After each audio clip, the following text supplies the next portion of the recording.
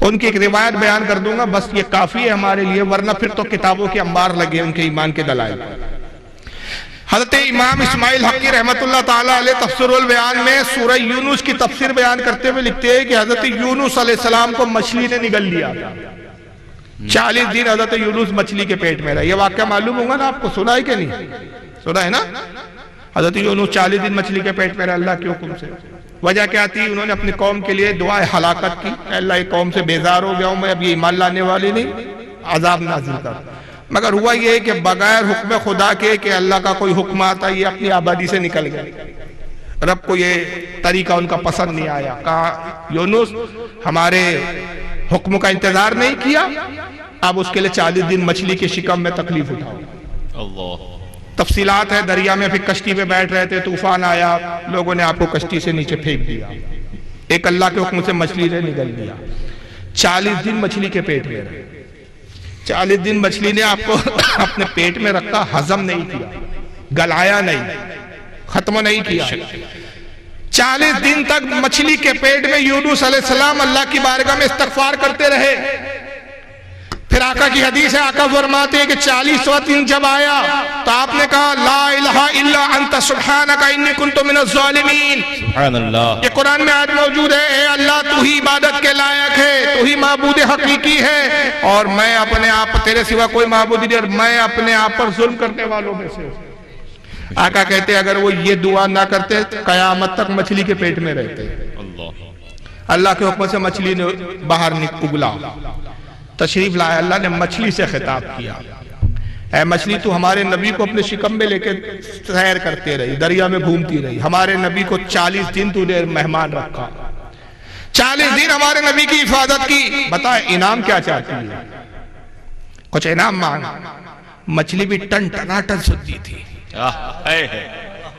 ہر مخلوق سننی ہے سوائے ان نابکاروں کے، چاند بھی سننی ہے، سورج بھی سننی ہے، زمین بھی سننی ہے، سننی نہ ہوتی تو زمین کو حضور نے کہا ہے زمین اکاشا کے گھوڑے کو پکڑ لے، سراقہ کے گھوڑے کو پکڑ لے، زمین وہاں بھی ہوتی کہتی میں محمد تمہارا نہیں سنوں گی، میں اللہ کے حکم کا سنتی ہوں۔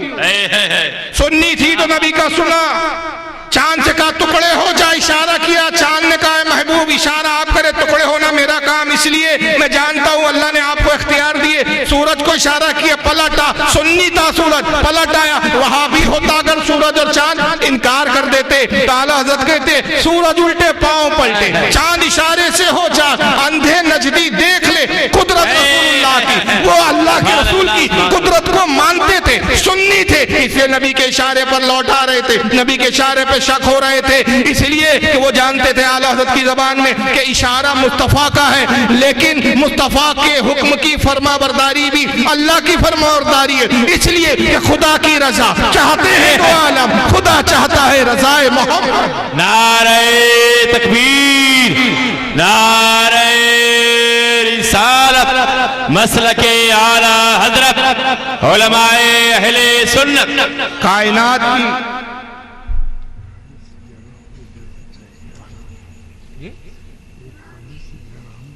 اچھا جی کوئی بات نہیں، خیر حضرت کو کوئی ضروری کام ہے، اس کے لیے وہ اجازت چاہ رہے ہیں۔ زین نصیب جتنے دیر بھی آپ تشریف فرما رہے بزم کی رونق رہی برقرار، اللہ تعالیٰ ہمارے مفتی صاحب کی عمر میں برکت عطا فرمائے، آمین۔ تو میں عرض کر رہا تھا کہ کائنات کی ہر شے کیا ہے؟ سننی ہے، نبی کی سنتی ہے، مچھلی بھی سننی تھی، ٹن ٹلاٹن سننی تھی۔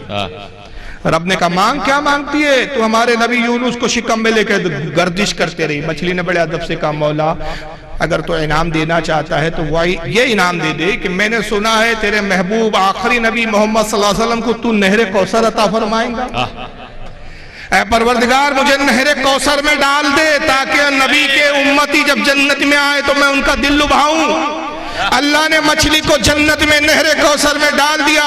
حضرت علامہ اسماعیل حقی کہتے ہیں عزیز غور تو کر، جس مچھلی کے شکم میں 40 دن اللہ کے نبی یونس رہے وہ جنت میں چلے گئی، اور جس شکم میں یونس کے بھی آقا مصطفیٰ 9 مہینے رہے وہ کافروں کے جہنم میں کیسے جا سکتے؟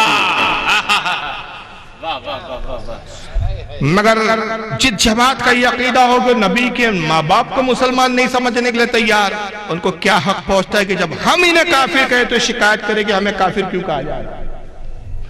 ہم کہتے تم نے تو کافر کہنے میں نبی کے ماں باپ کو بھی نہیں چھوڑا، تو تم کس کھیت کی بولی ہو؟ اور تمہارا دوگلا پنا دیکھو کہ تم یزید جیسے فاسق و فاجر کو مومن کہنے کے لیے تیار ہو، لیکن نبی کے والدین کو نعوذ باللہ من ذالک کافر کہہ رہے ہو۔ اور یہ ایک اہل حدیث مولوی صاحب ہے، ذرا ان کو بھی سن لیجئے، ان کا نام ہے فیض احمد صاحب۔ صلی اللہ علیہ وسلم نے ایک دعا کی، اور دعا کی اللہ نبی اکرم صلی اللہ علیہ وسلم نے ایک دعا کی، اور دعا کی اللہ میں اپنے والدین کی قبر کی زیارت کروں۔ آپ صلی اللہ علیہ وسلم فرماتے ہیں مجھے اس کی اجازت نہیں ملی۔ اس کے بعد آپ ایک مرتبہ فجر پڑھے اور صحابہ کو جمع کیا اور کہا اب تم قبروں کی زیارت کیا کرو، میں نے اللہ سے پہلے دعا کی تھی قبر کی زیارت کی اپنے والدین کی، مجھے اجازت نہیں ملی، لیکن اب مجھے اجازت مل گئی ہے، لہذا عبرت حاصل کرنے کے لیے قبروں کی زیارت کیا کرو۔ اس حدیث معاذ اللہ میں یا روک رہا ہوں ابھی، یہ نیم مولوی خطرہ ایمان کیا بولتا ہے؟ حضور صلی اللہ علیہ وسلم نے اللہ سے دعا کی مولا مجھے اپنے والدین کی قبر کی زیارت کی اجازت دے۔ اللہ نے پہلے تو اجازت نہیں دی، پھر بعد میں اجازت دے دی، پھر حضور گئے اپنے والدین کی قبر پر۔ تو اس سے حدیث سے یہ پتہ چلا کہ کافر کی قبر پر عبرت کے لیے جانا جائز ہے۔ یعنی نبی کے ماں باپ کس کام کے لیے رہ گئے تھے؟ عبرت کے لیے۔ ابھی عبرت ناک تو تمہیں دیکھ کر عبرت حاصل ہوتی ہے ہمیں کہ جہنمی کیڑے کیسے گھوم رہے ہیں، کیا کہنے، تمہیں دیکھ کر ہمیں اندازہ ہوتا ہے ابو جہل کیسا رہا ہوگا، تمہیں دیکھ کر ہمیں اندازہ ہوتا ہے کہ عبداللہ ابن ابی کیسا دکھتا ہے۔ تمہاری حالت یہ، اور تم نبی کے بابا کو باعث عبرت کہتے ہو، شرم نہیں آتی تمہارا دل کلیجہ نہیں کانپتا؟ پتہ چلا کہ قبروں کی زیارت عبرت کے لیے کرنا چاہیے۔ یاد رکھیے یہ ان وہابیوں کا عقیدہ ہے۔ اللہ کے رسول کی حدیث ضرور ہے، آقا نے فرمایا ہے کہ قبروں کی زیارت کرو کہ یہ آخرت کی یاد دلاتی ہے، مگر یہ کن قبروں کے بارے میں کہا؟ یہ عام لوگوں کی قبروں کے بارے میں، مگر جو صالحین ہیں، جو انبیاء ہیں، جو اولیاء ہیں، ان کی قبروں پر عبرت کے لیے نہیں جایا جاتا بلکہ برکت کے لیے جایا جاتا ہے۔ واہ واہ واہ واہ واہ۔ اور اس کی دلیل آقا کی حدیث ہے، صحیح مسلم کی حدیث۔ آقا کہتے ہیں مررت علی قبر موسیٰ وہو قائم یصلی، میں شب معراج موسیٰ کی قبر پر گیا تو میں نے دیکھا موسیٰ اپنی قبر میں کھڑے اور نماز پڑھ رہے ہیں۔ سبحان اللہ سبحان اللہ۔ تو مجھے بتاؤ نماز پڑھنا عبرت کے لیے ہے کہ برکت کے لیے؟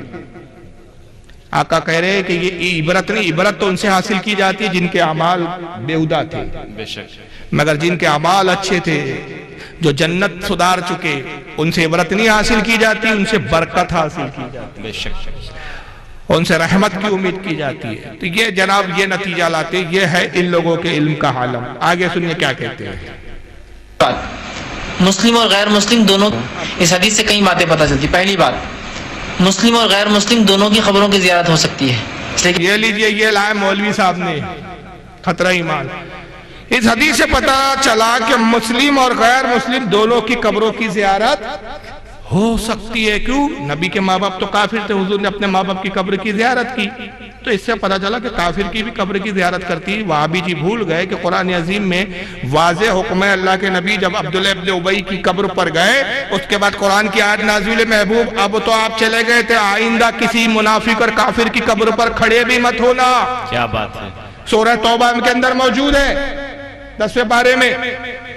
اور اگر کافر کی قبر پہ جانا جائز ہے تو تم گاندھی کے مرکٹ پہ کیوں نہیں جاتے پھر؟ تو تم جایا کرو نا بھائی، عمل کرو اس حدیث پر، تم کیوں نہیں عمل کرتے؟ تو یہ یاد رکھیے کسی کافر کی قبر پر جانا یہ گناہ ہے، اور اگر معاذ اللہ اچھا سمجھ کے جائے گا تو کفر ہے، لیکن یہ غلط استدلال کر رہے ہیں جناب۔ آگے کہتے ہیں سنیے، اپنے والدین کی قبر کی، اب اس دونوں کی قبروں کی زیارت ہو سکتی ہے، اس لیے کہ آپ نے کیا کہا؟ میں نے اپنے والدین کی قبر کی۔ اب اس معاملے میں لوگوں کو بڑا وہ ہوتا ہے کہ آپ صلی اللہ علیہ وسلم والدین بھی غیر مسلم، لیکن اب مجھے اجازت مل گئی ہے، لہذا عبرت حاصل کرنے کے لیے قبروں کی زیارت کیا کرو۔ اس حدیث سے کئی باتیں پتہ چلتی۔ پہلی بات، مسلم اور غیر مسلم دونوں کی قبروں کی زیارت ہو سکتی ہے، اس لیے کہ آپ نے کیا کہا؟ میں نے اپنے والدین کی قبر کی۔ اب اس معاملے میں لوگوں کو بڑا وہ ہوتا ہے کہ کیا آپ صلی اللہ علیہ وسلم کے والدین بھی غیر مسلم تھے؟ تو یاد رکھیے یہ بات بڑی سخت ہے، لیکن ہاں اس کی حقیقت یہی ہے۔ ابو داؤد کی روایت ہے، آپ صلی اللہ علیہ وسلم کا ایک صحابی اور کہ اللہ کے رسول میرے والدین کہاں ہیں؟ تو کہا جہنم میں۔ وہ زاروں خطار رونے لگے کہ میرے والدین جہنم میں۔ دیکھا نبی اکرم صلی اللہ علیہ وسلم بھی رو رہے، کہا اللہ کے رسول آپ کیوں رو رہے ہیں؟ تو کہا میرے بھی وہی ہیں۔ صحیح روایت ہے، صحیح روایت ہے، تم جیسا مکار اور جھوٹا کوئی نہیں ہے۔ اللہ اکبر۔ اس دور میں ایسے مکار یہ مولوی پیدا ہو گئے اور یہ مولوی کہلاتے ہیں کم بخت۔ ایک تو حلیہ دیکھو شرٹ پہنا ہوا ہے کم بخت، عجیب حلیے ہوتے ہیں ان کے۔ اب کیا کہہ رہا ہے؟ اسی حدیث سے نتیجہ نکال رہا ہے کہ کافر اور مسلم دونوں کی قبر کی زیارت کی جاتی ہے، اور پھر اس کے بعد کہتا ہے کہ کچھ لوگوں کو بڑا حیرانی ہوتی ہے کہ رسول اللہ کے والدین کیا کافر تھے؟ تو بات تو صحیح ہے تو کڑوی بات، لیکن صحیح ہے کہ رسول کے ماں باپ جو کفر پر ہی تھے معاذ اللہ۔ یہ نبی کے ماں باپ کو دیکھو کتنے دھڑلے سے کافر کہتے ہیں، لیکن ان کو کافر بولو تو چہرے کا جغرافیہ بگاڑنے لگتا ہے۔ پھر کہتے ہیں سنن ابو داؤد کی حدیث ہے کہ اللہ کے نبی فرماتے ہیں، ایک شخص حضور کے پاس آیا، سوری حدیث ہی ہے، یہ حدیث بیان کر رہے ہیں کہ سنن ابو داؤد کی حدیث ہے، ایک شخص حضور کے پاس آیا، کہا یا رسول اللہ میرے والدین کہاں ہے؟ سب سے پہلا تو جھوٹ اس نے یہاں سے شروع کیا کہ حضور سے اس نے والدین کا سوال نہیں کیا، صرف اپنے باپ کا سوال کیا، حضور میرا باپ کہاں ہے؟ والدین بولے تو ماں اور باپ کو والدین کہتے ہیں، ماں کا سوال ہی نہیں ہے، سوال کس کا ہے؟ صرف باپ کے بارے میں۔ یا رسول اللہ میرا باپ کہاں ہے؟ حضور نے فرمایا جہنم میں۔ وہ رونے لگا، حضور کی بھی آنکھوں میں آنسو آ گئے، کہا کہ تو غم نہ کر، میرا باپ بھی جہنم میں۔ اب یہ حدیث میں تو موجود ہے، لیکن مولوی جی نے یہ توفیق نہیں ہوئی کہ اس کی شرح دیکھتے شارحین نے کیا کہا، باپ سے یہاں مراد کیا تھی، حضور کس کے بارے میں کہہ رہے تھے۔ ابن حجر اسقلانی سے لے کر امام قسطلانی تک جتنے شارحین حدیث کے، یہاں تک کہ ان کی اپنی جماعت کے ابن کثیر، حافظ ابن کثیر سب یہ لکھتے ہیں کہ حضور نے اس کو جب کہا کہ تیرا باپ جہنم میں تو رونے لگا، تو رسول اللہ نے کہ اس کو احساس کم ہو، اس کو تکلیف کم ہو، تو آپ نے فرمایا کہ میرا باپ بھی جہنم میں۔ تو یہاں باپ سے مراد حضرت عبداللہ نہیں تھے، بلکہ آپ کے چچا ابو طالب تھے۔ کیا بات ہے؟ وجہ یہ بیان کرتے ہیں مفسرین کے، ایک دوسری حدیث میں آقا فرماتے ہیں کہ چچا باپ کے مثل ہوتا ہے، اور عرب میں چچا کو بھی باپ کہنے کا رواج تھا۔ بے شک۔ ارے حضرت عبداللہ نے تو نبوت کا دعویٰ ہی نہیں دیکھا، بھی رسول کی نبوت کا اعلان ہی نہیں سنا، نبی کو پایا ہی نہیں، تو پھر کافر کیسے ہو گئے تھے؟ لیکن بہرحال میں بتانا یہاں سے یہ چاہ رہا ہوں آپ کو کہ جماعت کا شیوہ یہ ہے کہ نعوذ باللہ من ذالک کے نبی کے والدین کو بھی بے دھڑک کافر کہتے ہیں، اس نبی کی والدین کو اور اس نبی کی ماں کو اور باپ کو کافر کہتے ہیں کہ جن کے بارے میں آقا کہتے ہیں کہ میں پاک بطنوں سے، پاک سلوبوں سے نکاح کے ذریعے پیدا ہوا ہوں۔ بے شک۔ اور حضرت آمنہ کے تعلق سے حدیثیں آتی ہے، ہمارے امام احمد ابن حنبل مستدرک میں نقل کرتے ہیں، بی بی آمنہ کہتی ہے جب رسول اللہ کی ولادت ہوئی تو مجھ سے ایک نور ظاہر ہوا، اور اس نور کی روشنی اتنی تیز تھی کہ میں نے ملک شام کے محلات کو دیکھ لیے۔ اور ایک روایت میں امام حیثمی مجموع الزوائد میں لکھتے ہیں کہ میں نے صرف شام کے محلوں کو نہیں بلکہ شام کی بستیوں کو بھی دیکھ لیا، بستیوں کے جو گھر تھے ان گھروں کو بھی دیکھ لیا، گھروں کے سامنے جو اونٹ بندے تھے ان اونٹوں کو بھی دیکھ لیا، اور اونٹوں کے گلے میں جو رسیاں بندی تھی ان رسیوں کو بھی میں نے دیکھ لیا۔ سبحان اللہ سبحان اللہ۔ مجھے بتائیے ایک کافر کی بینائی اتنی وسیع ہو سکتی ہے؟ ایک کافرہ اتنی دور تک دیکھ سکتی ہے؟ یہ اتنے دور، ملک شام کہاں، مدینہ کہاں، مکہ کہاں، سینکڑوں میل کا فاصلہ ہے، یہ اتنے دور تک کس بنیاد پہ دیکھ رہی تھی؟ کیونکہ خود مومنہ تھی اور نبی کے نور سے فیض پا کر بینائی اتنی تیز ہو گئی کہ ملک شام کے محلات نظر آئے۔ سبحان اللہ۔ خود حضرت بی بی آمنہ فرماتی ہے کہ محمد صلی اللہ علیہ وسلم جب پیدا ہوئے مجھے کوئی تکلیف کا احساس تک نہیں ہوا جیسے عورتوں کو احساس ہوتا ہے۔ حضرت شفا ایک صحابیہ ہے جو دائی کے فرائض انجام دے رہی تھی، عبد الرحمن ابن عوف صحابی رسول ان کی والدہ ہے۔ حضرت شفا فرماتی ہے کہ بی بی آمنہ کے جب ڈیلیوری کا وقت آیا، بچے کو تولود ہونے کا وقت آیا، میں اس وقت دائی کے فرائض انجام دے رہی تھی، میں دائی کی حیثیت تھی، میں نے دیکھا محمد پیدا ہوئے سجدے کی کیفیت میں تھے، میں نے دیکھا کہ محمد صلی اللہ علیہ وسلم ناف بریدہ تھے، ناف کٹی ہوئی تھی، ختنہ شدہ تھے، آپ کا جسم پاک و طاہر تھا اور آپ کے بدن سے خوشبو آ رہی تھی. سبحان اللہ سبحان آپ اللہ. پر خون اور وہ سب ناپاکی نہیں تھی جو بچے کی ولادت کے وقت ہوتی ہے، اس لیے کہ نبی خود فرماتے ہیں نبی کے نطفے بھی پاک ہوتے ہیں، نبی کا خون بول و پیشاب بھی پاک ہوتا ہے، بول و براز بھی پاک ہوتا ہے، اور نبی کے ماں باپ کے بھی نطفے پاک ہوا کرتے. سبحان اللہ سبحان اللہ. تو بتائیے کافروں کے نطفے بھی پاک ہوتے ہیں؟ معاذ اللہ کریں. فرماتی ہے کہ حضور پر کوئی ناپاکی کے اثرات نہیں تھے. پاک و صاحب حیران ہو گئی کہ یہ پہلا بچہ دیکھ رہی ہو جو ناف بریدہ ہے، ناف کٹی ہوئی ہے، ختنہ شدہ ہے. تبھی کسی کونے سے آواز آئی شفا حیران نہ ہو، یہ ہمارا محبوب ہے، ہم نے ختنہ شدہ ناف بریدہ بھیجا ہے اس لیے کہ محمد وہ ہے جس پر ساری کائنات پر محمد کا احسان ہے، محمد پر کسی کا احسان ہے. سبحان اللہ سبحان اللہ. کوئی کل دعویٰ نہ کرے کہ ہم نے محمد صلی اللہ علیہ وسلم کی ختنہ کرائی تھی. کل کوئی دعویٰ نہ کرے کہ میں وہ ہوں جس نے ناف کاٹا تھا. بے شک.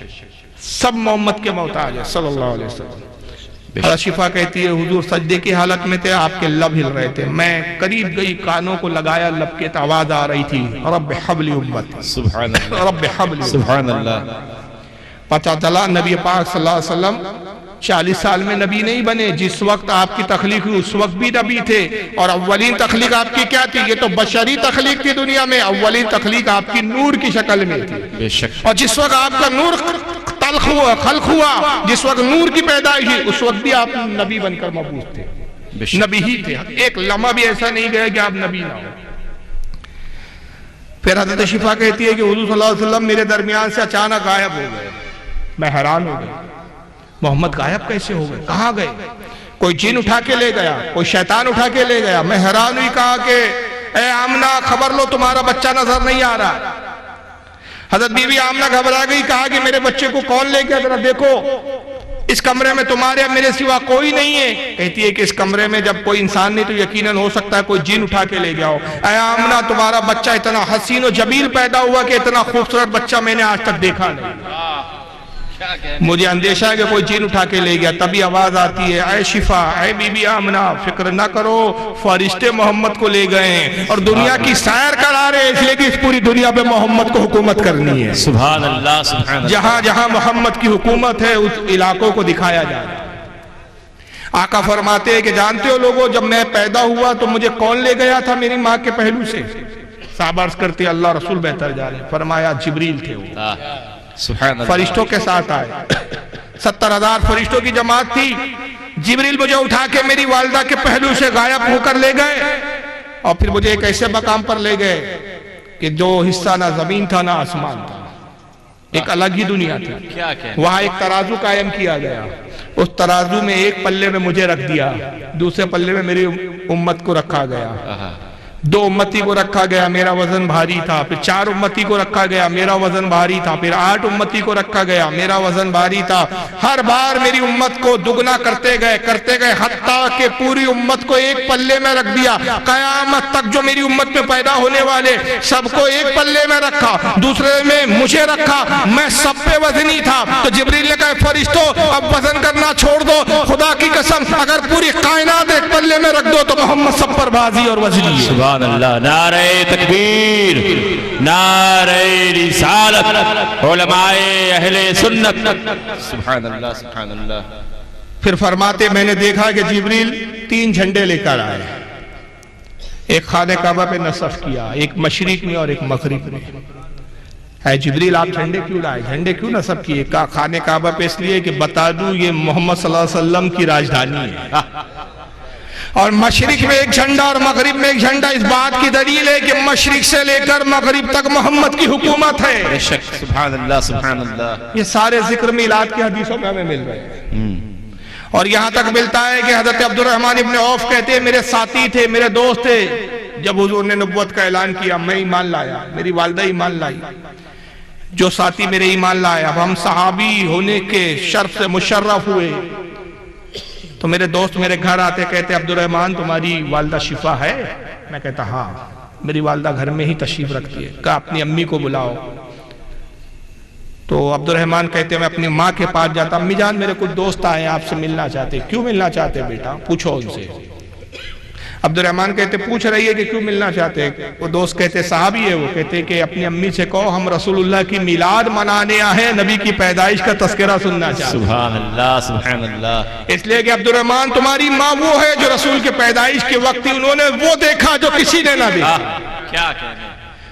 جب یہ جا کے عبد الرحمن ابن عوف کہتے، حضرت شفا کہتی بیٹا فرش بچھا دو، فرش کہتے سترنجی کو، سترنجیاں وغیرہ دری وغیرہ بچھا دو، پھر ایک تختہ لکڑے کا۔ حضرت عبد الرحمن کہتے میں کچھ دریاں بچھا دیتا، میرے دوست اس پر بیٹھ جاتے اور میری ماں حضرت شفا اس تخت پر آ جاتی، گویا خطیب ہے، یہ سامعین ہے، کہتی میرے بچوں پوچھو کیا پوچھنا چاہتے ہو؟ وہ کہتے بتائیے امی جان ہے ہماری ماں، ہمیں بتائیے کہ رسول اللہ پیدا ہوئے تو کیا عالم تھا؟ اور پھر آپ سناتی جب محمد پیدا ہوئے تو رب حبلی امتی کہہ رہے تھے، سجدے کی حالت میں پیدا ہوئے، نور جگمگا رہا تھا، خدا کی قسم فرشتوں کی بارات آ رہی تھی، عبد المطلب خانہ کعبہ میں طواف کر رہے تھے، خانہ کعبہ محمد صلی اللہ علیہ وسلم کے حجرے کی طرف جھک گیا، عبد المطلب گھبرا کر پیچھے آئے اور آنے کے بعد وہ خوف زدہ ہوئے کہ کعبہ گر نہ رہا ہو، تو آواز آئی عبد المطلب گھبراؤ نہیں، تمہیں جو مبارک پوتا پیدا ہوا ہے کعبۃ اللہ اس کی تعظیم میں سجدہ ریز ہو رہا۔ سبحان اللہ سبحان اللہ۔ یہ حالات حضرت شفا بتاتی، پتا چلا میلاد کا ذکر کرنا صحابہ کے زمانے سے چلا آ رہا ہے، مگر کیا کرے جماعت کا کہ ان کو یہ حدیث نظر نہیں آتی ہے، ان کو کیا نظر آتا ہے؟ ڈاکٹر ذاکر نائک کو سنیے آپ اس بارے میں۔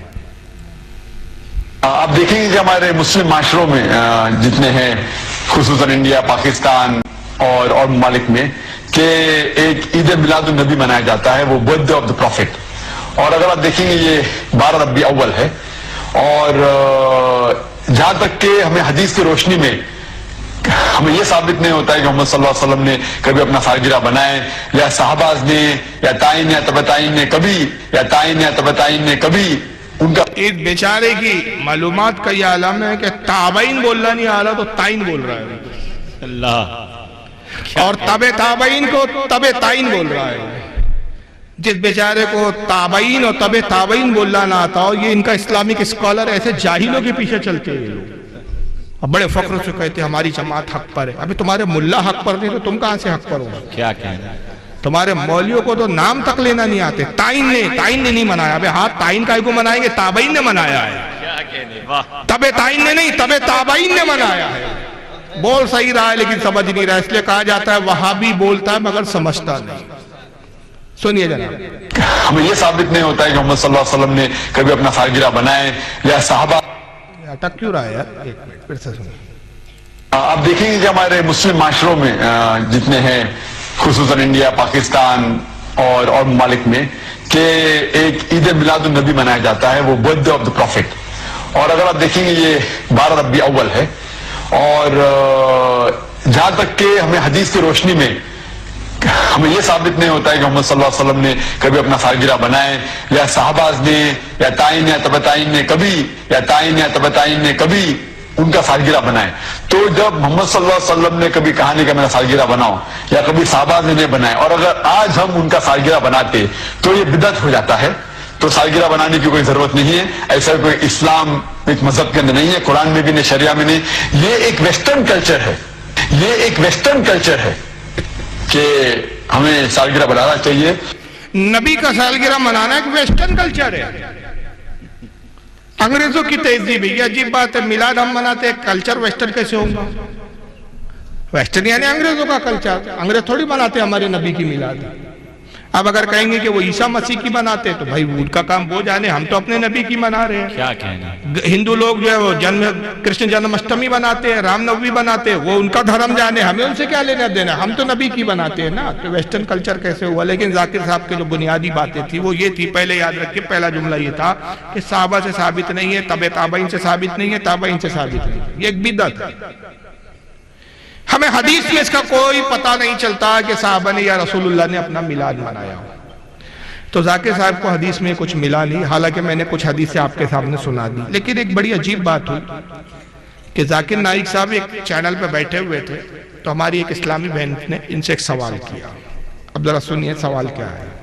جی دوسرا سوال یہ ہے کہ کہا جاتا ہے حدیث میں کہ مسلمانوں کو غیر مسلموں کی تقلید نہیں کرنی چاہیے، جی تو جو یہ ٹائی اور جس سوٹ میں آپ بیٹھے ہیں یہ غیر مسلم زیادہ پہنتے ہیں، بلکہ وہی پہنتے ہیں، تو کیا یہ جائز ہے ٹائی پہننا یا یہ فل سوٹ پہننا ہے؟ بہت شکریہ، دونوں سوال بڑے اہم سوال۔ ٹائی پہ تو پہلی بات ہوئی تھی، ایک اور تفصیل سے بھی میں چند دنوں میں بات ہم کریں گے ٹائی کے حوالے سے اور حوالے سے۔ کتنی دیر کنٹرول روم؟ 40 سیکنڈ ہمارے پاس ہے بریک پہ جانے سے پہلے، اس لیے ہم جواب جو ہیں اس کا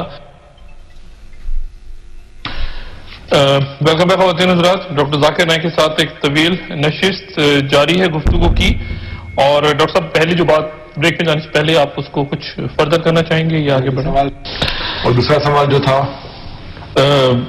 دوسرا سوال آگے بڑھتے ہیں، میرے خیال سے بہت سے سوال۔ ایک سوال خواتین نے پوچھا ہے، کیا سمجھ میں آیا آپ کے؟ پردہ کر گئے، پردے کا مطلب سمجھ رہے ہیں آپ؟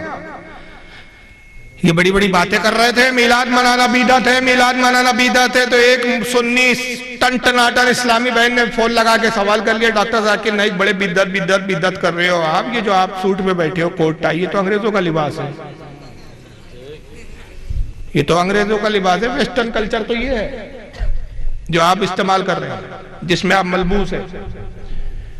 تو حدیث میں تو ہم کو ملتا نہیں ہے کہ رسول اللہ صلی اللہ علیہ وسلم نے اس طرح کا لباس پہننے کا حکم دیا ہو، بلکہ یہ انگریزوں کا ہی لباس ہے، عیسائیوں کا بھی لباس ہے، اور ہم کو شریعت میں تو ہے کہ غیروں کی ہم تشبیہ سے اور پیروی کرنے سے اور نقل کرنے سے بچے۔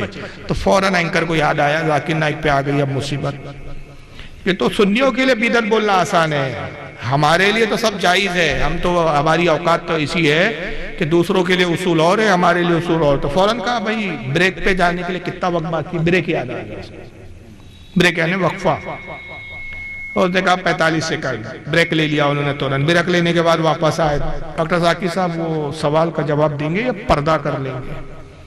کہا بھائی پردہ ہی کر لیتے بہتر ہے، ویسے بھی ہم اتنے پردہ دار خواتین ہیں کہ بریلیوں کے سامنے آتے ہی نہیں ہے کبھی، کیا کہنا ہے؟ یہ دن رات مناظرے کے چیلنج کرتے رہتے ہیں، لیکن ہم تو پردہ دار خواتین ہیں، 10 بائی 10 کے دڑبوں میں بھوکتے ہیں ہم لوگ سے، جواب ہی نہیں۔ کیوں؟ جواب کیا دیتے؟ بھائی ظاہر سی بات ہے، کسی صحابی نے ٹائی پہنی ہے، کسی صحابی نے کوٹ پہنا ہے، کسی صحابی نے اس طرح کا لباس پہنا ہے۔ اب ہو سکتا ہے کل کوئی غیر مقلد نام نہاد اہل حدیث آپ کو یہ ورگلائے، یہ سمجھائے کہ بھائی صاحب ایک لباس ہے، اس سے کیا ہوتا ہے؟ یاد رکھیے یہ لباس نہیں ہے، ٹائی لباس نہیں ہے، کوٹ لباس میں آتا ہے، ٹائی لباس میں نہیں ہے۔ ٹائی کیا ہے؟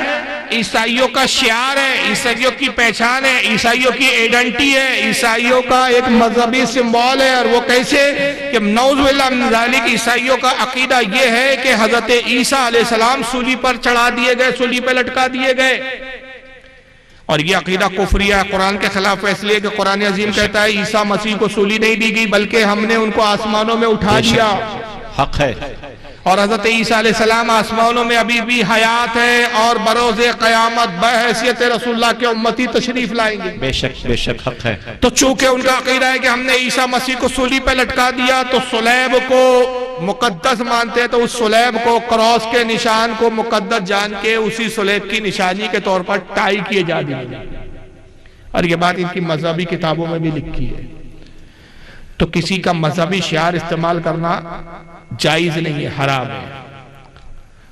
جیسے ہندو کی پہچان ہے ٹیکا لگانا، اس کو کاشکا لگانا کہتے ہیں، اگر کوئی مسلمان لگائے گا تو کفر ہے۔ کیوں؟ یہ کہ ان کی خاص مذہبی ایڈنٹی ہے، حق ہے۔ مسلمانوں کو جائز نہیں ہے۔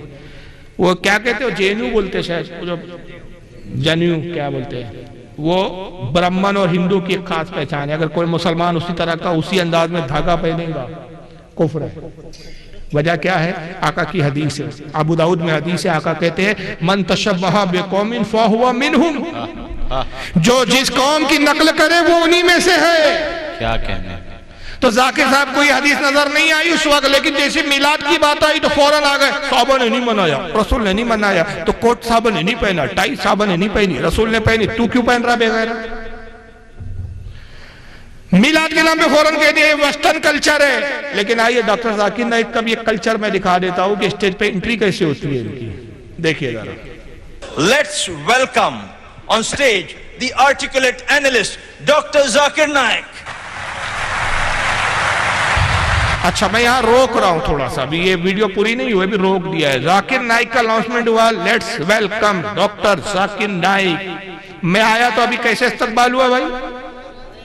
نعرہ تکبیر اللہ اکبر، نعرہ رسالت یا رسول اللہ، یعنی آنے والے عالم ہیں ہمارے بزرگ آئے، حضرت علامہ صوفی عباس صفا فتح محمد صاحب حبیبی دامت برکاتہم قدسیہ تشریف لائے، ہمارے حضرت تشریف لائے، جتنے بھی علماء آئے، آپ نے استقبال کیسے کیا؟ نعرہ تکبیر سے کیا۔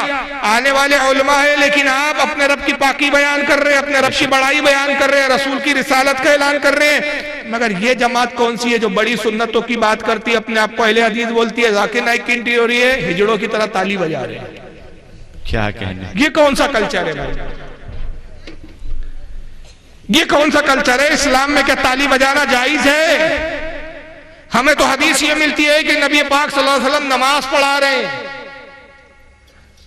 اور حضرت ابو بکر نماز پڑھا رہے ہیں، معاف کیجئے، حدیث یہ صحیح بخاری کی حدیث ہے، اور رسول اللہ تشریف لاتے اچانک دوران نماز۔ یہ ان دنوں کی بات ہے جب سرکار بڑے علیل تھے، بیمار تھے، لوگوں نے چاہا کہ ابو بکر کو اطلاع دے دی جائے کہ حضور آ رہے، تاکہ ابو بکر مصلی سے ہٹ جائیں اور آقا مصلی پہ آئے۔ تو صحابہ نے کیا کیا؟ تالی پیٹنا شروع کر دیا۔ ابو بکر سمجھے نہیں۔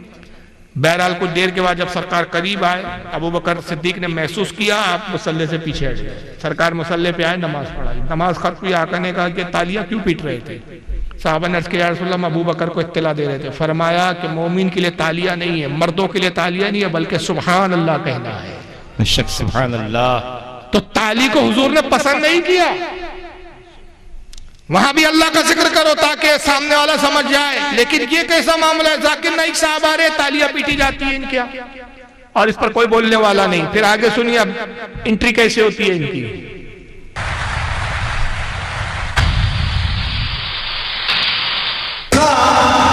یہ پیچھے کیا گبر سنگھ کی انٹری ہو رہی ہے کیا؟ اور آتے ہی گبر سنگھ پوچھیں گے کتنے آدمی تھے، کیونکہ ایک اسلامی اسکالر آ رہا ہے، مولوی تو میں کہوں گا نہیں اس کو، اسلامی اسکالر بھی نہیں، جاہل ہے، مطلق کا جاہل ہے یہ خبیث، لیکن تم تو اسلامی اسکالر بولتے ہو۔ یہ کس کی انٹری ہو رہی ہے؟ جلسہ مذہبی ہے تمہارا کہ ڈانس ہے؟ منی بائی آ رہی ہے، رقص کریں گی، کیا کرنے والی ہے؟ کیا ہونے والا ہے بھائی؟ کہ بیک گراؤنڈ سے یہ لائٹ اور یہ ڈھن ڈھن، کیا ہے تماشے یہ؟ مگر آج تک کسی غیر مقلد نے نہیں بولا یہ بہت بڑی بدعت ہو رہی ہے، کہ صحابہ نے نہیں کیا اس طرح، تبلیغ کرنے کے لیے صحابہ نے اس طرح انداز نہیں اختیار کیا، رسول اللہ نے اختیار نہیں کیا، ان کے لیے سب جائز ہے۔ پھر سے دیکھ لیجئے تھوڑا سا، اٹک رہا ہے یار آج، کیا بات ہے پتہ نہیں۔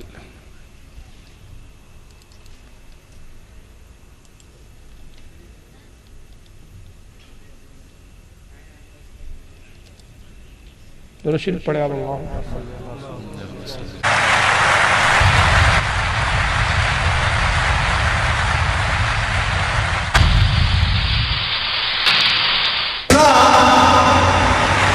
That is peace acquired by submitting over to Almighty God is the only solution for the whole of life.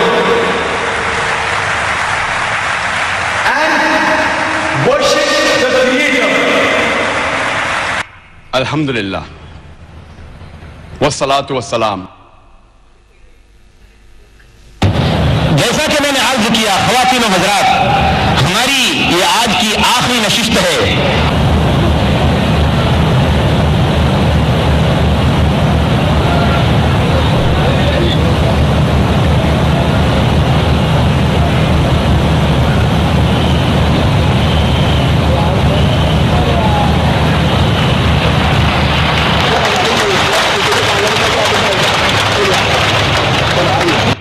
آسمان سے ایک انڈا اترتا ہے، انڈا ٹوڑتا ہے اور اس میں سے یہ چوزا پیدا ہوتا ہے، اور سب تالی بجاتے ہیں، کتنا بڑا انڈا پیدا ہوا۔ یہ کون سا اسلام ہے؟ یہ کون سا کلچر ہے؟ یہ ویسٹرن کلچر ہے یا نہیں؟ وہاں بڑو اس کا جواب دو، مرد بنو۔ کب تک ہمارے بھولے بھالے سنیوں کو بہکاؤں گے؟ مجھ سے بات کرو، مجھے وہ جواب دو کہ یہ کون سا کلچر ہے بھائی؟ انڈا، کوئی صحابی نے کبھی تبلیغ کے لیے نکلے تو اس طرح انڈوں میں سے نکلے، چھینکوں میں سے نکلے؟ یہ تو منی بائی کے ڈانس میں ہوتا ہے، منی بائی نکلتی ہے پھر رقص کرتی ہے، تالیاں پیٹی جاتی ہے، اور دوسرا دیکھ لیجئے اسٹیج دیکھیے آپ کتنا مہنگا اسٹیج ڈالا گیا ہے. اس انتظام کے لیے لاکھوں روپے خرچ کیے گئے. لاکھوں روپے کا اسٹیج ہے, وہ ہزاروں میں نہیں, یہ لاکھوں کا اسٹیج ہے. وہ انڈے کو مشین سے اتارنا اس کے لیے بھی لاکھوں روپے لگایا گیا. تو ایک بدبخت کی انٹری کے لیے اتنا روپیہ صرف کر دیا انہوں نے, مگر کسی وہابی نے آج تک آواز نہیں اٹھائی کہ بھئی یہ لاکھوں روپیہ یہ فضول کیوں خرچ کر رہے ہو. لیکن جیسی میلاد کا موقع آیا, آپ نے 2 جھنڈیاں لگائی, سارے وہابی کیڑے مکوڑوں کی طرح نکل پڑتے ہیں, اور پھر ان کو غریب بچیاں یاد آنے لگتی ہے, پھر بیوائیں یاد آنے لگتی ہے, پھر غریب بچیوں کے نکاح یاد آنے لگتے ہیں. اتنا پیسہ میلاد پہ بچ جاتا ہے, کتنوں کی شادیاں ہو جاتی ہیں. مگر خبیثوں کو اپنے ان ملاؤں کی فضول خرچی پہ کچھ یاد نہیں آتا. تو اعتراض کرنا بڑا آسان ہے, مگر اپنے آپ کو گریبان میں دیکھنا بھی چاہیے لوگوں نے, کہ سنیوں پہ تو بڑے دھڑلے سے اعتراض کر دیتے ہیں کہ صاحب جو ہے یہ بدعت ہے اور یہ ہے اور وہ ہے, لیکن حالت یہ ہے کہ خود اس کا جواب نہیں دے پاتے. ایک صاحب کو میں دکھاتا ہوں حیدرآباد کے, ابھی نے تو ایک نیا ہی کام کیا بھائی صاحب. تھوڑی سی کچھ علمی باتیں ہیں, دیکھیں آپ کہاں تک سمجھتے ہیں. ان کا نام ہے برادر عمران. اچھا, قیامت کا دن واقع ہو گیا, سمجھو قیامت قائم ہو گئی. اب اللہ تعالیٰ بولے اچھا چلو کون کون ہے میلاد منائے, سو ہم پورے منائے, ہم پورے اللہ منائے. تب یہ جو ہاتھاں اٹھائیں گے نا, منائے بلکہ اس میں ابو بکر صدیق کا ہاتھ نہیں اٹھیں گا, عمر رضی اللہ تعالیٰ عنہ کا نہیں اٹھیں گا, عثمان رضی اللہ تعالیٰ عنہ کا نہیں اٹھیں گا, عائشہ رضی اللہ تعالیٰ عنہ کا نہیں اٹھیں گا, خدیجہ رضی اللہ تعالیٰ عنہ کا نہیں اٹھیں گا, کوئی صحابی کا نہیں اٹھیں گا, پورے 1400 سال بعد والوں کا اٹھیں گا. اللہ تعالیٰ بولیں گے ارے تم لوگ کیوں منائے, اللہ ہمارے نبی پہ محبت تھی, عاشق رسول تھے, منائے. اچھا ایسا, اچھا ابو بکر تم کیوں نہیں منائے, کیا ہے کہ اللہ معاف کر دو, بولیں گے کیا کر رہے تم لوگ. اللہ پلٹ کے بولے گا کمبختوں میرے نبی کے صحابہ جو نہیں کیا وہ تم کیوں کیے. یہ کفریات دیکھو, واہیات باتیں دیکھو, اور یہ ایسے لوگ اسٹیجوں پہ چڑھ کے یہ ایسے مجمع کو مخاطب کرتے ہیں. ایک تو عجیب بات ہے کہ یہ بات دین کی کرتے ہیں, لباس کوٹ اور ٹائی پہن کر ہی آتے ہیں انگریزوں کے پٹھو. اسلامی لباس نہیں دکھتا ان کو. اب یہ شروع کہاں سے کرتے ہیں, قیامت کا دن ہوگا اور اللہ تعالیٰ پوچھے گا کون کون میلاد منا کر آئے, ہاتھ اٹھاؤ. سب سے پہلی بات تو یہ کہ یہ تم اہل حدیث بولتے ہو, اپنے آپ کو وہابی بولتے ہو, یہ کس حدیث میں آیا, وہ حدیث کا پتہ بتاؤ. کس حدیث کی کتاب میں لکھا ہے کہ قیامت کا دن ہوگا تو اللہ تعالیٰ یہ پوچھے گا کون کون میلاد منا کر آیا, ہاتھ اٹھاؤ. یہ کس حدیث میں آیا. دیکھو حدیث بھی جھوٹی گردانی ہے, صرف کس بنیاد پہ, سنیوں کو ورگلانے کے لیے. سنی بیچارہ کیا سمجھ رہا ہے, ارے یار اسٹیج پہ بول رہا ہے, اتنے مجمع میں بول رہا ہے, اتنے لوگ, تو غلط تھوڑی بول رہا ہوں. ویسے بھی ان کا ٹائٹل اہل حدیث ہے, اہل حدیث بولتے ہیں اپنے آپ کو. تو یہاں جھوٹ دیکھو اس کا, پوری حدیث گردانی. اب اس میں اس کے کفریات دیکھو کتنا بڑا جاہل ہے, اور یہ اپنے آپ کو بہت بڑا معاہد کہتے ہیں, توحید کا ٹھیکیدار کہتے ہیں. میں بھی سمجھانے کے لیے آپ کے سامنے ایک پریکٹیکل مثال رکھ رہا ہوں, بہت آسانی سے سمجھ میں آئیں گی. یہ مجمع بیٹھا ہے, میں آپ سے کہتا ہوں کون کون اس مجمع میں وہ شخص ہاتھ اٹھائے جو کھانا کھا کر آیا. کھانا کھا کے جو لوگ آئے ہاتھ اٹھائے. بھائی شرمائیے مت, ہاتھ اٹھائیے. کھانا ہی کھا کے آئے نا, کوئی گناہ کر کے تھوڑے آئے. بہت سارے لوگوں نے ہاتھ اٹھایا, کچھ لوگوں نے ہاتھ نہیں اٹھایا. جنہوں نے نہیں اٹھایا وہ کم لوگ ہیں, اس کا مطلب انہوں نے کھانا بھی نہیں کھایا, شاید جلسے کے بعد کھائیں گے جا کے. اب دوسرا سوال, جو گوشت کھا کر آیا ہے کھانے میں وہ ہاتھ اٹھائے. جنہوں نے سبزی کھایا وہ ہاتھ نہیں اٹھایا. گوشت کھانے والے کم ہیں, یعنی کھائے تو سب نے لیکن گوشت کھانے والے کم ہیں, باقی سبزی کھانے والے. آپ سوچ رہے ہیں کہ کیا ہو گیا, ان کو ہاتھ کیوں اٹھا رہے ہیں, کھانے سے کیا مطلب. میں بتانا یہ چاہ رہا ہوں کہ مجھے علم غیب نہیں ہے, میں آپ کے حالات کے بارے میں نہیں جانتا, میں ایک عام انسان آپ کی طرح انسان ہوں. میں نے کہا کون کون کھانا کھا کر آئے ہاتھ اٹھاؤ. جب تک آپ نے ہاتھ نہیں اٹھایا مجھے نہیں پتا کہ مجمع میں کتنے لوگ ہیں کھانا کھا کر آئے. میں نے کہا کن کن لوگوں نے گوشت کھایا, ہاتھ اٹھائے. تو جب ہاتھ اٹھا تب پتا چلا کہ کن کن لوگوں نے گوشت کھایا. مگر بتاؤ کہ اللہ بھی تب بے خبر ہے کہ کہیں گا کون کون میلاد منا رہا, ہاتھ اٹھاؤ. کیا کہنے, یہ کیسا عقیدہ ہے تمہارا, کون سی توحید کی بات کرتے ہو تم. کیا اللہ عالم الغیب نہیں ہے, اس کو معلوم نہیں کون کیا اعمال لے کر آیا, کیا کر کے آیا. ہاتھ اٹھاؤ, جب ہاتھ اٹھیں گے تب پتا چلے گا اللہ کو کون کون میلاد منا کے آیا. معاذ اللہ, معاذ اللہ, استغفر اللہ. یہ ہے جاہل فرقہ. بتا رہا نا خدا کی قسم کہ ہمارے سامنے 10 منٹ نہیں بیٹھ سکتے، یہ آپ لوگوں کو بیوقوف بنا سکتے ہیں، ہم تو ان کی بال کی کھال نکال دیتے ہیں۔ کیسے بیوقوف بناتے ہیں؟ خود کی توحید کے ٹھکانے نہیں ہیں اور مشرک ہونے کے فتوے ہم پہ ٹھوکتے ہیں۔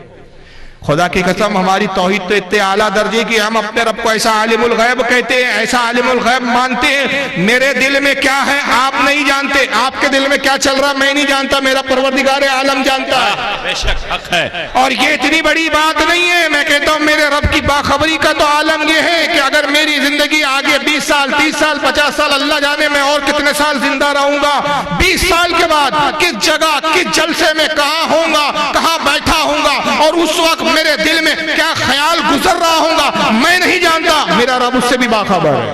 نعرہ تکبیر، نعرہ رسالت، مسلک اعلیٰ حضرت، مسلک اعلیٰ حضرت فیضان حضور تاج الشریعہ، نعرہ تکبیر، نعرہ رسالت زندہ باد۔ مگر ان کی توحید دیکھ رہے ہیں، ہاتھ اٹھاؤ، کون کون منع کر رہا ہے؟ اب ہاتھ اٹھیں گے بولے جتنے سنی بریلوی ہوں گے ان کے ہاتھ، اے اللہ ہم میلاد منائے، اے اللہ ہم میلاد منائے، ہم میلاد منائے۔ 1400 سال کے بعد والوں کے ہاتھ اٹھیں گے۔ ابو بکر صدیق کا ہاتھ نہیں اٹھے گا، حضرت عمر کا ہاتھ نہیں اٹھے گا، عثمان غنی کا، صحابہ کے ہاتھ نہیں اٹھے گا۔ اللہ فرمائے گا ابو بکر تم نے ہاتھ نہیں اٹھایا، تم نے میلاد نہیں منایا، تو ابو بکر کہے گا اللہ معاف کر دے۔ کیا ہے کہ اللہ معاف کر دے، ہمارے زمانے میں میلاد تھا نہیں۔ یہ مثال سے یہ حدیث گڑھ کے سنا کے بتانا یہ چاہ رہے ہیں کہ بھائی صحابہ تو ہاتھ ہی نہیں اٹھائیں گے کیونکہ صحابہ کے زمانے میں میلاد تھا ہی نہیں، اور جب صحابہ کے زمانے میں میلاد تھا نہیں تو ہاتھ اٹھائے نہیں بیچاروں نے۔ مولوی صاحب سب سے پہلے تو یہ حدیث نہیں ہے، آپ نے جھوٹ من گھڑت ایک قصہ گڑھ کے سنا دیا، مگر اب تم نے اسی بیہودہ مثال سے بات کی، تم نے دلیل سے بات نہیں کی، تو تمہاری بیہودہ مثال میں تم پہ فٹ کرتا ہوں، اور تمہیں پہ فٹ کرتے ہوئے تمہاری انداز میں کہتا ہوں ہمارا یہ عقیدہ نہیں ہے، یاد رکھیے میں پھر کہہ دوں ہم اس عقیدے سے برات کا اظہار کرتے ہم بری ہے، لیکن تمہارا جیسا کہوں گے ویسا جواب پاؤں گے، اس کے مطابق میں آپ ہی کے لب و لہجے میں اور آپ ہی کے انداز میں جواب دے رہا ہوں کہ صرف اتنی بات پر نہیں ہوں گا کہ ابو بکر ہاتھ کیوں نہیں اٹھایا تو کیا کرے اللہ معاف کر دے کہ ہمارے زمانے میں میلاد نہیں تھا، یہ بھی تو ہو سکتا ہے۔ اللہ فرمائے گا کون کون ہے جو بخاری پڑھ کر آیا ہاتھ اٹھاؤ، تو سارے آج کے اہل حدیثوں کا ہاتھ اٹھیں گے، اللہ ہم نے بخاری پڑھا، ہم نے بخاری پڑھا۔ ابو بکر کا ہاتھ نہیں اٹھیں گا، عثمان غنی کا نہیں اٹھیں گا، عمر کا نہیں اٹھیں گا، کسی صحابی کا نہیں اٹھیں گا۔ تم نے ہاتھ کیوں نہیں اٹھایا؟ کیا کرے اللہ ہمارے زمانے میں بخاری تھی ہی نہیں۔ کیا بات حق ہے، یہ بھی تو ہوگا۔ کون کون ہے جو چلا کر کے آیا؟ یہ ہاتھ اٹھے اللہ 2 چلے، 40 دن کے 2 چلے، 45 دن کے 3 چلے، اللہ میں نے چلا کیا، میں نے چلا کیا، یہ سارے تب لالچیوں کے ہاتھ اٹھے گے۔ ابو بکر کا ہاتھ نہیں اٹھے گا، عمر کا ہاتھ نہیں اٹھے گا، عثمان غنی کا ہاتھ نہیں اٹھے گا۔ کیوں ابو بکر تم نے ہاتھ نہیں؟ کیا کرے اللہ تبلیغی جماعت تھی نہیں ہمارے زمانے میں، کیا کہنے کہ تو نئی بدعت والی جماعت تھی۔ تو سنیوں کو بدعتی بولنا آسان ہے مگر اپنے گریبان میں جھانکنا مشکل ہے۔ اس کے بعد دوسرا کفر سنا اس کا بیوقوف کا، جب صحابہ کا ہاتھ نہیں اٹھے گا اور صحابہ کہیں گے اللہ معاف کر دے ہمارے دور میں تو میلاد تھا نہیں، تو اللہ پلٹ کر بولے گا۔ اب دیکھیں میں آپ کے سامنے ہوں تو پیچھے کیا ہو رہا مجھے نہیں معلوم، اب میں پلٹا، دیکھو چھپ بیٹھے ہوئے جناب ہمارے، اب ادھر پلٹا، جب تک میں پلٹا نہیں پیچھے والوں سے خبردار نہیں۔ ان کے نزدیک اللہ کے لیے بھی آگے اور پیچھے، اللہ کو پیچھے والوں کا نہیں معلوم۔ اللہ پلٹ کر بولے گا کہ جو میرے نبی کے صحابہ نے نہیں کیے تم نے کیوں کیے کم بختو، اور اللہ کا لب و لہجہ بھی دیکھو کم بختو، جو میرے نبی کے صحابہ نے نہیں کیے وہ تم نے کیوں کیے؟ ارے خبیث کی اولاد کہاں سے تو توحید کا سبق پڑھ کے آیا؟ میرے رب کے لیے نہ آگے ہے نہ پیچھے ہے، نہ دائیں ہے نہ بائیں ہے، نہ اوپر ہے نہ نیچے ہے۔ میرا پروردگار جہتوں سے، سمتوں سے، حدوں سے، جگہوں سے سب سے پاک۔ بے شک سبحان اللہ سبحان اللہ۔ تم تو توحید پر بات نہیں کر سکتے ہم سے یار، اور چلے ہو میلاد پہ بات کرنے کے لیے۔ مگر یہ بڑے فیمس مولوی صاحب ان کے، اور آگے دیکھیے ان کی بات بکواس، دیکھیں گڑتے، میں نے کہا نا گڑتے، اب یہ بھی دیکھیں کیسے گڑا انہوں نے، ان کو سنیے انہی کو، برادر عمران صاحب۔ عید عید اعوذ باللہ من الشیطان الرجیم۔ آپ کا حوصلہ بتا رہا، سمجھ گئے؟ 2 آوازیں تھی، ایک سامنے سے نکلی عید اور ایک پیچھے سے نکلی عید۔ کتنی تکلیف ہے اس کو میلاد النبی کو عید میلاد کہتے ہیں آپ. کیا کہتے ہیں بھائی آپ؟ عید میلاد. ارے باپ رے, اٹیک نہ آ جائے اس کو, لوز موشن نہ لگ جائے, پاجامہ اس کا آگے اور پیچھے سے گیلا نہ ہو جائے. عید کیا نوٹنکیاں کرتے ہیں یار یہ لوگ. سنیں عید عید ہاں سنیے. عید عید اعوذ باللہ من الشیطان الرجیم. اعوذ باللہ من الشیطان الرجیم. کتنا بڑا وبال آ گیا, شیطان کو بھگانا پڑ رہا ہے. عید آ گئی, ارے باپ رے, ان کے ابا کو پریشانی ہو گئی. اعوذ باللہ من الشیطان. اعوذ باللہ من الشیطان الرجیم. ارے اللہ کے نبی کی اٹک رہا ہے تھوڑا تھوڑا, پتہ نہیں کیا پرابلم ہے. عید عید اعوذ باللہ من الشیطان الرجیم. اللہ کے نبی کی حدیث ہے, اللہ کے نبی کی حدیث ہے, اسلام میں صرف عیدین ہیں. عیدین مانے دو عید, عید الفطر, عید الاضحیٰ. نبی کہہ رہے ہیں دو عید ہے, ہم تیسری عید لے کے آ گئے. عید بول رہے پھر عید بول رہے ہیں, اللہ کے نبی کی حدیث ہے. دیکھو حدیث کے نام پہ کیسے جھوٹ بولتے ہیں. اللہ کے نبی کی حدیث ہے. اسلام میں صرف کتنی عیدیں ہیں, اور دو کون سی عیدیں ہیں؟ بقرہ عید اور رمضان عید, عید الاضحیٰ اور عید الفطر. دو عیدیں ہیں صرف, ہم تیسری عید لے آ گئے. مطلب ہم نے تیسری عید ایجاد, عید میلاد النبی ایجاد کر کے بدعت کر لیا. ابھی ان کو رہنے دیجئے, ان کو سن لیجئے, یہ دیوبند سے تعلق رکھتے ہیں. ان کا نام ہے الیاس گھمن. ہاں نام ہے بھائی, میں مذاق میں نہیں کہہ رہا ہوں, ان کا نام ہی الیاس گھمن. گھوم گئے ہوں گے بچپن میں, اس نے نام رکھ دیا ماں باپ نے گھمن. سنیے ان کو. جشن عید میلاد النبی نہ منانے پر اعتراض کیا جاتا ہے, نبی کے منکر ہے علیہ باللہ صلی اللہ علیہ وسلم. بھئی اعتراض تو ان پر ہونا چاہیے جو عید مناتے ہیں, ان پر اعتراض نہیں ہے جو عید نہیں مناتے. بتاؤ عیدیں کتنی ہیں جی؟ دو یا تین؟ تو جو تیسری کرے اعتراض اس پہ ہے, یا جو تیسری نہ کرے اعتراض اس پہ ہے. دن رات میں فرض نمازیں کتنی ہیں؟ تو کوئی 6 پڑھے تو پھر اعتراض اس پر ہے, یا جو چھٹی نہ پڑھے اس پر ہے؟ بتاؤ بھائی, بات سمجھ آ رہی ہے؟ وتر کی رکعتیں کتنی ہیں بولو نا. اگر کوئی بندہ 5 پڑھے تو پھر اعتراض اس پر ہے, یا جو 5 نہ پڑھے اعتراض اس پر ہے؟ بھائی اعتراض اس پر ہے جو اس نے عید کا اضافہ کیا ہے, جس نے عید کا اضافہ نہیں کیا اس پر کیا اعتراض ہے؟ رسول اللہ صلی اللہ علیہ وسلم کی آمد پر ہم خوش ہیں, اور اللہ کی قسم کائنات میں سب سے زیادہ خوشی پیغمبر کی دنیا کے آمد پر ہے. لیکن عید نہ کہو, عید ہیں ہی دو, عیدیں زیادہ. صاحب کو آپ نے سن لیا کیا کہہ رہے الیاس گھمن صاحب. انہوں نے بڑی دور کی کوڑی لائی, اور دیکھیے وہابی اس برادری کا نام ہے جو بالکل شیطان کی طرح وسوسے پیدا کر دیتے ہیں. انہوں نے کہا بھائی دیکھو, جو عیدیں تو دو ہے, جو تیسری عید کی ایجاد کرے اعتراض اس پر ہے, جو 2 منا رہا ہے اس پر تھوڑی اعتراض کیا جائے گا. پھر مثال دی کہ عشاء کی نماز کتنی ہے, مجمع نے کہا 4 رکعت فرض. کہا جو 6 پڑھے اس پر اعتراض ہے, جو 4 پڑھے اس پر تھوڑی اعتراض ہے. وتر کی نماز کتنی ہے؟ 3. جو 4 پڑھے اس پر اعتراض ہے, جو 3 پڑھے اس پر اعتراض تھوڑی ہے. تو اعتراض اس پر ہے کہ جو اضافہ کرے, جتنی شریعت میں مقرر ہے اتنی رکھے, اس پر اعتراض نہیں ہے. اللہ کے رسول کے آنے پر ہم بہت خوش ہیں, مگر عید نہ کہو. عیدیں 2 ہی ہے. یہ عجیب بات ہے, ان بیوقوف کو یہی نہیں معلوم کہ عید کے معنی ہی ہوتے ہیں خوشی. تو نبی کے آنے پہ خوش تو ہے مگر عید نہ کہو, یعنی شادی تو ہو گئی, بیوی نہ کہو. تو کیا کہو, باجی جان کہو. بھائی ٹھیک ہے, پہلے خالہ زاد بہن تھی, جب تک خالہ زاد بہن تھی وہ بھائی جان بولتی تھی. اب شادی ہو گئی تو اب تو او جی سنو جی یہی بولے گی نا, کہ اب بھی بھائی جان ہی بولے گی. تو ان کے مولوی کا فتویٰ ہے, دیکھو صاحب پہلے بھائی جان بولتی تھی, ابھی بھی بھائی جان ہی بولو. ارے بھائی نکاح ہو گیا جناب, اب رشتہ بدل گیا. تو یہ دور کی کوڑی لاتے ہیں کہ صاحب نہیں, خوش تو ہے ہم نبی کی آمد پر, لیکن عید مت بولو. اب آئیے پہلے اس کا جواب سن لیجئے جو نماز کی مثال دی. یہ نماز کی مثال بالکل ایسی ہے جس کے بارے میں ایک جملے میں کہتا ہوں, کہیں کی اینٹ کہیں کا روڑا, بھانومتی نے کنبا جوڑا. یہ 4 رکعت ہے, یہ شریعت میں فرض ہے. فرض وہ ہے جو اللہ تعالیٰ نے ہم پر نافذ کیا. جس چیز کو اللہ نے نافذ کیا اس کو نہ ہم بڑھا سکتے ہیں نہ گھٹا سکتے ہیں. फजर की नमाज 2 रकात फर्ज है, 2 ही पढ़नी है, 4 नहीं पढ़ सकते, 3 नहीं पढ़ सकते। जोहर की नमाज 4 फर्ज है, 4 ही पढ़ी जाएंगी, 2 नहीं पढ़ी जाएंगी, 3 नहीं पढ़ी जाएंगी, 5 और 6 नहीं पढ़ी जाएंगी। असर की नमाज 4 फर्ज है, 4 ही पढ़ी जाएंगी। ईशा की 3 है तो ईशा की माफ कीजिए मगरिब की 3 है तो मगरिब की 3 ही पढ़ी जाएंगी, 4 और 5 नहीं पढ़ी जाएंगी। इसी तरह ईशा की 4 है तो 4 पढ़ी जाएंगी। और 3 नमाज रकात जो वित्र है, वित्र वाजिब, तो जो वाजिब और फर्ज है उसमें बढ़ा नहीं सकते। लेकिन मुझे बताओ जो नफिल है, नफिल में कोई हद मुकर्रर है? नहीं। हद अगर कोई आदमी रात में 10 रकात पढ़े, 8 पढ़े, 20 पढ़े, 100 पढ़े, 200 पढ़े, 500 पढ़े, 1000 पढ़े, जितना चाहे उतना पढ़े, कोई शरीयत ने रोक लगाई कि इतना ही पढ़ो? तो नफिल काम और मुस्तहब काम में हद नहीं। मिलादुल नबी को हम फर्ज नहीं कहते, हम मुस्तहब कहते हैं।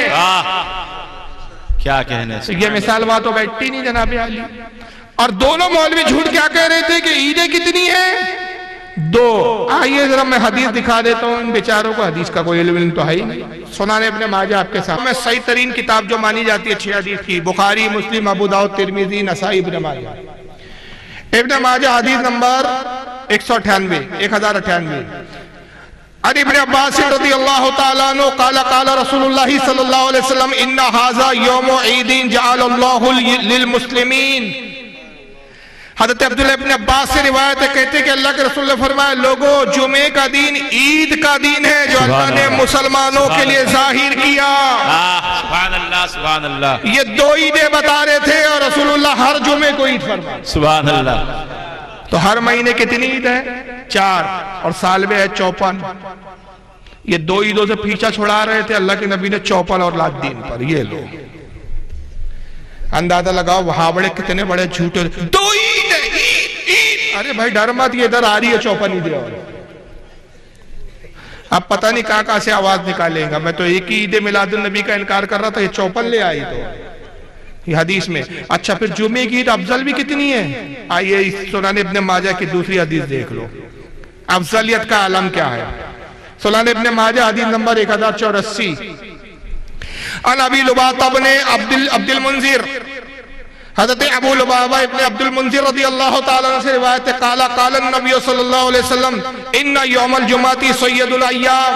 आका ने कहा, लोगों जुमे का दिन तमाम दिनों का सरदार है। सुभान अल्लाह। व आज़महु इंदल्लाहि व हुवा आज़मु इंदल्लाहि मिन यौमिल अदहा व यौमिल फितर। जुमे का दिन अल्लाह के नजदीक इतना बरकत वाला, इतनी अजमत वाला है कि ये बकरा ईद और रमजान ईद से भी ज्यादा अफजल वाला है। सुभान अल्लाह। नारे तकबीर, नारे रिसालत, मसलके आला हज़रत।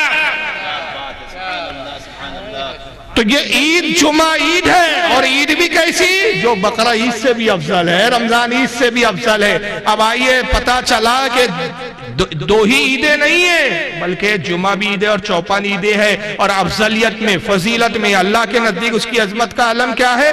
जुमा इससे अफजल है ईद उल फित्र से और ईद उल अज़हा से। मगर आइए इमाम अहमद इब्न हंबल क्या फरमाते? इमाम अहमद इब्न हंबल फरमाते, इमाम अब्दुल रहमान इब्न जौज़ी अल-वहबा में इनका कौल नकल करते, शाह अब्दुल हक मौदी से दहलवी मदारिजुन नबुव्वत में नकल करते, इमाम कस्तलानी अल-मौहिबुल लदुनिया में कौल नकल करते, इमाम ज़रक़ानी शरहुल मवाहिब में इनका कौल नकल करते, इमाम मोहम्मद बिन मोहम्मद अल जज़री मौलुदुन नबी में उनका कौल नकल करते।